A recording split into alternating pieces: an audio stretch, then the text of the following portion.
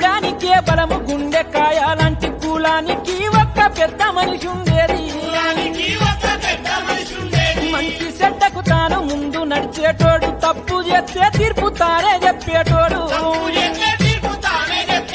కుల పెద్ద మనిషి అన్న పేరు లేనే లేదు, ఉన్నా గాని మనిషి మాట కిలువలేదు. పొద్దంత గొలిసిన ధ్యానము రాలేని పోరగాళ్లను మందలి అవశము లేదు.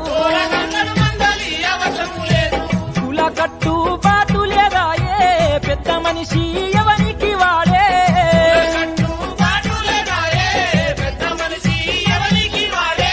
ఒకరి మీద ఒకరికి పగలాయే